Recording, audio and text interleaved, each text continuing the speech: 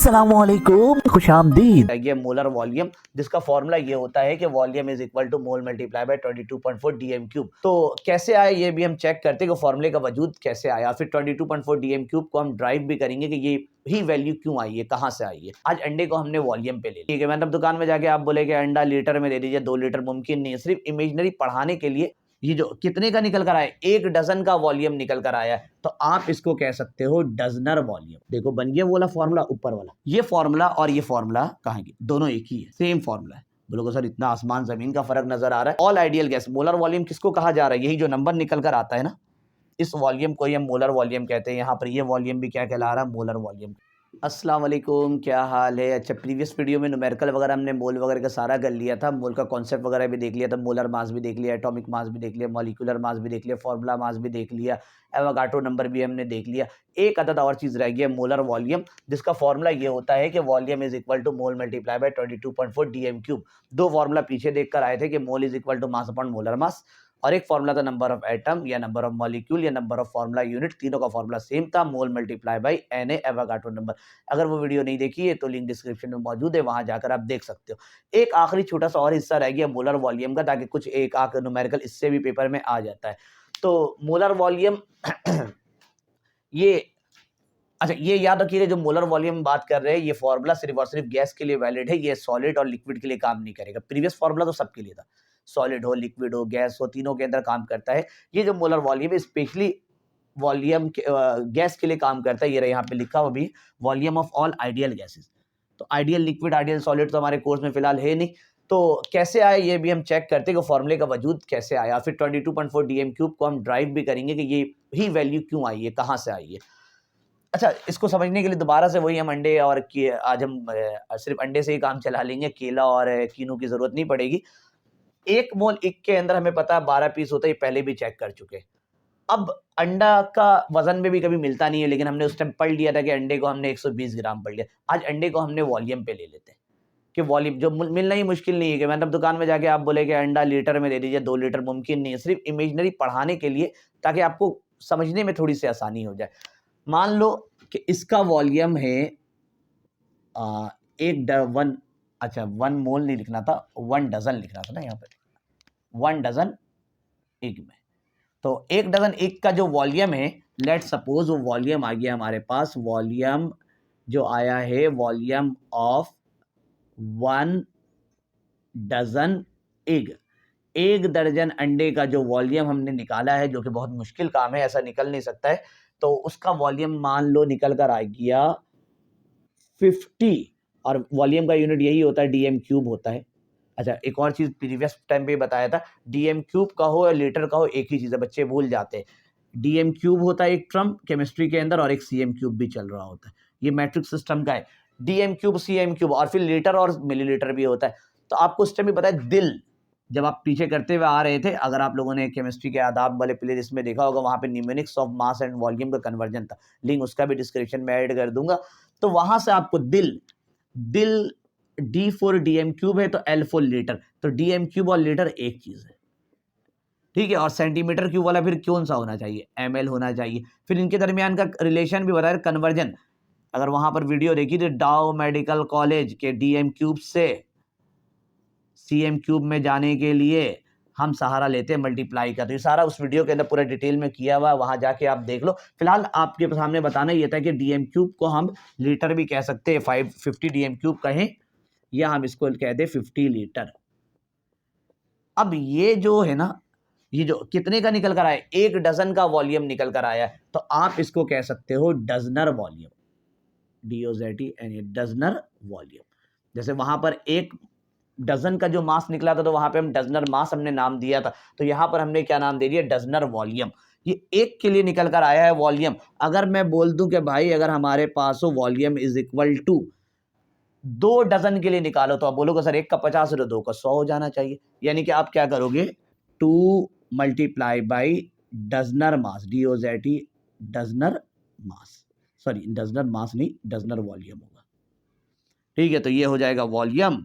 जब मैंने आपको कहा 2 के लिए, तो उसका डजन वॉल्यूम कितना है भाई, 50 है। दोनों को मल्टीप्लाई किया, तो मल्टीप्लाई करने पर यहीं पे लिख देता हूँ 100 डीएम क्यूब आ जाएगा। अगर 3 के लिए कहूँगा तो आप 3 को 50 से मल्टीप्लाई करोगे, सिलसिला चलता रहेगा। अब इसी तरह से हम बात करते हैं गैस के लिए, क्योंकि हम सिर्फ गैस के लिए, कोई भी गैस अगर 1 मोल है, जैसे हाइड्रोजन हाइड्रोजन हाइड्रोजन 1 मोल, अब कितने होंगे, तो इसके अंदर भाई जब चेक करोगे तो 6.02 इंटू 10⁻23। अब इसको कैलकुलेट किया गया कि इसका वॉल्यूम कितना होगा, तो चेक करने पर पता चला दुनिया के अंदर कोई भी गैस है अगर वो 1 मोल है और उसका कंडीशन यहाँ पर इतना है, कहाँ गया 1 mole of any gas temperature, ये रहा, कि अगर वो 273 केल्विन है और उसका जो एटमॉस्फेरिक प्रेशर 1 है तो उसका वॉल्यूम तय है, और वो वॉल्यूम है हमारे पास, जो वॉल्यूम निकल कर आ रहा है, volume of 1 mole of any gas at STP condition के अंदर वो वॉल्यूम फिक्स है, वो है 22.4 डीएम क्यूब।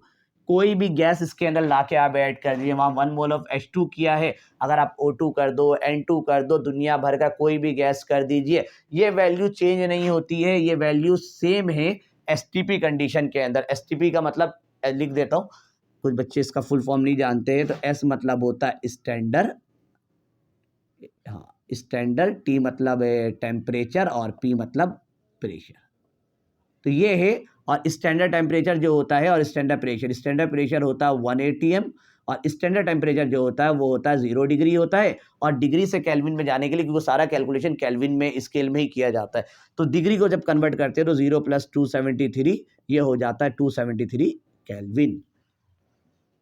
ये आपके पास, अच्छा ये वैल्यू कहाँ से है ये भी मैं आपको बताता हूँ, क्योंकि आप बोलोगे सर बड़ा गैस है तब भी इतना ही होगा, हाँ ऑक्सीजन जितना बड़ा गैस ले आइए कोई मसला नहीं है। जैसे यहाँ पर मैंने H2 लिखा है ना, मैं हटाकर यहाँ पे लिख देता हूँ CO2, तो CO2 लिख दूंगा, कोई रद्दो बदल नहीं होगा, सब कुछ यहाँ पर भी CO2 CO2 CO2 CO2, volume of 1 mole of any gas अब भी इतना ही रहेगा। गैस कोई भी ले लो, सोचने में बड़ा अजीब से लगता है सर गैस बड़ा हो गया तो उसका वॉल्यूम तो ज़्यादा ले लेना चाहिए, ये सिर्फ और सिर्फ गैस के लिए, इसलिए मैंने कहा लिक्विड के लिए नहीं हो सकता। जैसे अगर मैं यहाँ पर इक के लिए बात कर रहा था तो 50 था, अगर मैं यहाँ पे बनाना ले लेता तो उसका 50 होना लाजमी नहीं है, हो सकता जम्बूरा ले लेता मैं, जम्बूरे का साइज तो बहुत बड़ा बड़ा होता है, तो वहां पर जाने के बाद सर इसका वॉल्यूम, तो जाहिर सी बात है एक जम्बूरा जो है वो 3 अंडे 4 अंडे का बराबर का साइज, जम्बूरा को आप ग्रे फ्रूट भी कहते हैं, संतरा भी कहते हैं, उसकी बात कर रहा हूँ मैं, तो जाहिर सी बात है वहाँ वॉल्यूम बढ़ जाएगा, लेकिन इसके लिए वैलिड आपका यही रहता है 22.4 डीएम क्यूब। ये 1 मोल के लिए है, अगर मैं 2 मोल के लिए मालूम करना चाहूँ, 1 मोल के लिए 22.4 डीएम क्यूब है, अगर मैं 2 मोल के लिए मालूम करना चाहूँ तो वॉल्यूम इज इक्वल टू, आप मल्टीप्लाई करोगे इस वैल्यू का डबल कर दोगे, 2 × 22.4 डीएम क्यूब हो जाएगा, आप इसको 2 से मल्टीप्लाई कर दोगे। अगर मैं कहूँ कि 3 मोल के लिए ज़रा निकालो, तो आप इसको क्या करोगे, वॉल्यूम इज इक्वल टू, ये वैल्यू तो चेंज करने ज़रा है, ये फिक्स हो चुका है 22.4 डीएम क्यूब वैसे ही रहेगा, और इसको क्या कर दोगे 3 से मल्टीप्लाई कर दोगे। अगर मैं पूछूँ 5 मोल के लिए निकालने, सारा वैल्यू किसका चल रहा है, मोल का, 1 मोल के लिए तो ये है 22.4 डीएम क्यूब, ये 2 का है, ये 3 के लिए वैल्यू लिख रहा हूँ। अगर 4 के लिए करना हुआ तो 4 × 22.4 डीएम क्यूब। अगर मैं इस फॉर्मूले को जनरल बंद करना चाहूँ तो इस फॉर्मूले को जनरल पे मैं यूं बंद कर सकता हूँ, वॉल्यूम इज इक्वल टू, ये सारा लाइन मोल के लिए चल रहा था, मैं मोल का नंबर नहीं लिख रहा हूँ, जनरल बंद कर दे रहा हूँ मोल, और ये वैल्यू कांस्टेंट है 22.4 डीएम क्यूब। देखो बन गया वो वाला फॉर्मूला ऊपर वाला जो मैंने लिखा था, volume is equal to mole multiply by 22.4 dm cube, ये इसी सोच के तहत हमारे पास आ रहा होता है। अब ये वैल्यू कहाँ से आई ये भी मैं आपको बता देता हूँ कि ये वैल्यू किस तरीके से आई, तो फॉर्मूला मैंने दिखाया ना कि ये आपके पास किस तरह से मोल मल्टीप्लाई बाय 22.4 डीएम क्यूब का फॉर्मूला है। अब ये 22.4 डीएम क्यूब ही क्यों होता है, ये आपको अभी आगे इसमें जो कॉपी करना है करिए, फिर मैं आपको बताता हूँ कि ये कहाँ से आया। अच्छा ये फॉर्मूला जो आया, ये फॉर्मूला तुम्हारे सामने आ गया, 22.4 डीएम क्यूब कहाँ से आया है, ये आइडियल गैसेस से आया। अब आइडियल गैस हो सकता 9-10 में ज़रूर आप लोगों ने पढ़ा होगा, boys law, Charles law, Avogadro's law, फिर तीनों को मिलाते तो आइडियल गैस इक्वेशन बनता है। फॉर्मूला कुछ यूँ होता है आइडियल गैस का, क्योंकि आइडियल गैस से ही आता है, आइडियल गैस का फॉर्मूला होता है PV is equal to nRT। अगर इन केस आप लोग नहीं जानते तो इतना टेंशन नहीं लीजिएगा, बस ये फॉर्मूला भी वक्ती तौर के लिए याद कर लीजिए, आगे जाएंगे तो चैप्टर नंबर 4 में पूरा आइडियल गैस भरा हुआ, वहाँ पूरा डेरिवेशन वगैरह सब कुछ है। बॉयस लॉ तो ज़रूर आप लोग सुनकर आए होंगे, boys law, Charles law, Avogadro's law. तो ये फॉर्मूला और ये फॉर्मूला कहाँ की, दोनों एक ही है, सेम फॉर्मूला है। बोलोगे सर इतना आसमान ज़मीन का फ़र्क नज़र आ रहा है। इस फॉर्मूले को इस फॉर्म में कन्वर्ट किया जाता है, ये हाँ, इस फॉर्मूले को, ये जनरल कहलाता है, आइडियल गैस भी कहते हैं, और ये हमारे पास होता है general gas equation. Ideal gas के लिए जनरल है, लेकिन ये एक फिक्स है। एसटीपी कंडीशन के लिए फॉर्मूला यूज बनाया जाता है एट एसटीपी। एसटीपी कंडीशन के अंदर ये फॉर्मूला जो p v equal to nRT इस फॉर्म में कन्वर्ट हो जाता है। कैसे होता है आपके सामने भी मैं कन्वर्ट करके दिखाऊंगा। आप इस फॉर्मूले को एट एसटीपी के अंदर अरेंज करो, at STP. STP standard temperature, temperature जो होता है 0 डिग्री होता है। ज़मीन सी लेवल पे हम जब भी काम करते हैं तो 0 डिग्री लेकर ही आइडियल गैस पे काम करते हैं। तो 0 डिग्री और इसको कन्वर्ट करें 273, ये हो जाएगा 273 केल्विन। ठीक है, आते हैं प्रेशर की तरफ। प्रेशर कितना है, हाँ, सी लेवल पे 1 atm लेकर काम करते हैं। अब आप यूज़ करोगे यूजिंग आइडियल गैस इक्वेशन। अच्छा, एक और चीज़ रह जाता है आर, चलो ले लो यहाँ पर, using ideal gas equation. Ideal gas equation है P V is equal to N R T. P मतलब प्रेशर, कितना है प्रेशर 1। वी मतलब वॉल्यूम, कितना है वॉल्यूम, नहीं वॉल्यूम तो हमें रखना है ना, वॉल्यूम तो हमें लिया ही नहीं। एन की वैल्यू जब भी काम करते हो 1 मोल के लिए करते हो, डेफिनेशन में लिखा हुआ है 1 मोल ऑफ एनी सब्सटेंस। इसका मतलब है कि यहाँ पर एन की वैल्यू कितनी चॉइस करनी है आपने, 1। ठीक है, आर की वैल्यू कांस्टेंट होती है जो केमिस्ट्री के अंदर यूज होती है 0.0821। इस आर की वैल्यू को भी बाद में देखिए, अब इसलिए आप लोग लिख लीजिए यहाँ पे। और टेम्परेचर जो है वो 273 है। अब V वन जा V। अच्छा, यहाँ पर n को आप 1 नहीं करो, बल्कि n आप रहने ही दो। ठीक है, n आप रहने दो, 1 कभी कर सकते हो, वो डायरेक्ट 22.4 DM³ आ जाएगा। फिलहाल आप यहाँ पर n रहने दो इस तरह के फॉर्मूला बनाने के लिए। और क्या है, V वन जा V और n यहाँ पे रहा, इसको इससे मल्टीप्लाई करिएगा तो जो आंसर आएगा वो हो जाएगा 22.4, इसी तरह से आएगा आपका। और इन सब से जो वॉल्यूम कैलकुलेट होकर आता है ना, ये एक और स्टेप कर देता हूँ, V को पूरा कर देता हूँ। Volume is equal to n, मोल का ही सिंबल है, मल्टीप्लाई बाई 22.4, और इससे जो वॉल्यूम निकल कर आता है वो आता है 22.4 DM³। DM³ में, क्योंकि R का जो कांस्टेंट होता है ना वो DM³ के सिस्टम पे सेट किया रहता है। तो ये फॉर्मूला देखिए आ गया, लेकिन ये फॉर्मूला ये और ये एक ही फॉर्मूला है, ये जनरल पे है, इसके लिए कोई तय नहीं है। टेम्परेचर इसके लिए तय है कि टेम्परेचर कितना होना चाहिए, ये फॉर्मूला है एट एसटीपी के लिए, यानी कि टेम्परेचर आपका यहाँ पर 0 डिग्री होना चाहिए, और या तो केल्विन स्केल में लोगों 273 केल्विन होना चाहिए। प्रेशर कितना होना चाहिए 180। अगर प्रेशर 1 से बढ़कर 2 हो गया तो ये फॉर्मूला बेकार हो जाएगा, फिर आपको ये वाला फॉर्मूला यूज करना पड़ेगा। टेम्परेचर 273 से 275 हो गया, ये फॉर्मूला यूज नहीं कर सकते। जब आप चैप्टर में सवाल देखो और साथ में वो लिख देता है एट एसटीपी, एसटीपी कहेगा तो ये वाला फॉर्मूला डायरेक्ट यूज कर दीजिएगा। अगर एसटीपी से हट जाएगा तो फिर ये वाला फॉर्मूला यूज करेंगे, वो आगे के चैप्टर में होगा गैसेस के अंदर। तो ये सिर्फ और सिर्फ गैस के लिए ही वैलिड है, सब जगह लिखा हुआ आपको नजर आएगा, यही इसका डेफिनेशन लिखा हुआ, it is the volume occupied by 1 mole of any substance. कोई भी चीज अगर 1 मोल हो, अब ये फॉर्मूले के हिसाब से अगर मैं 1 मोल के लिए करूंगा तो 22.4 इससे मल्टीप्लाई होकर कितना आंसर आ जाएगा 22.4 DM³। तो वही यहाँ पर आपके पास लिखा हुआ नजर आएगा 1 मोल के लिए। अब 2 मोल के लिए निकालना है तो इसलिए मैंने मोल यहाँ पर 1 नहीं किया था, 1 लिखकर मैंने हटा दिया। 2 के लिए, 3 के लिए, 4 के लिए, जिसके लिए आप निकालना चाहो निकाल सकते हो।